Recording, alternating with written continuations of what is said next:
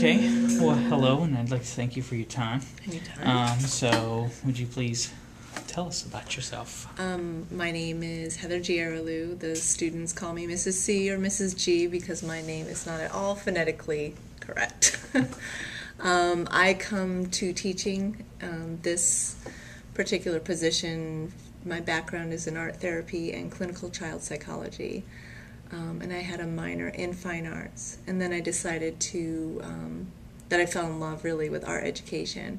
So I got my master's in art education, taught for a while, and then once I had my sons, I worked part-time as a teacher and part-time as a freelance artist. So I try and bring that expertise, being a freelance artist and a working artist, into my teaching as well. So a bag of tricks.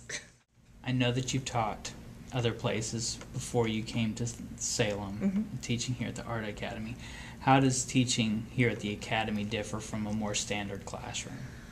It's definitely, there's higher expectations. You have gifted students who are here, and when I say gifted, that means on the teacher end that you really have to be prepared for differentiation. You've got students who you constantly have to stimulate desire to learn, and if you don't, they will idle. So you really need to be prepared for above and beyond curriculum planning.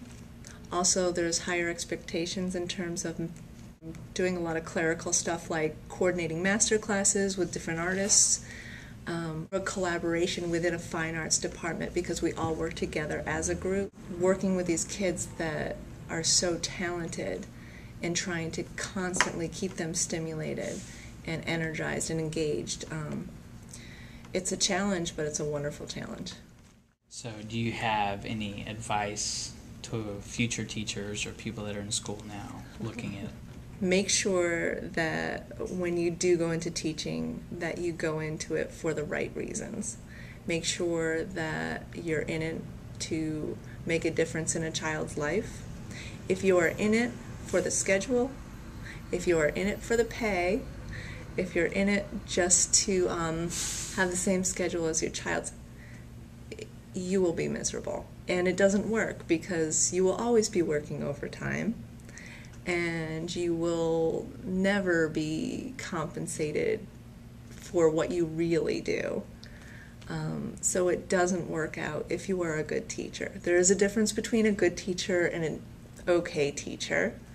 And the good teachers always go above and beyond, but do so because they're in it for the right reasons. And I think if you do that, then you'll have a career that you really love.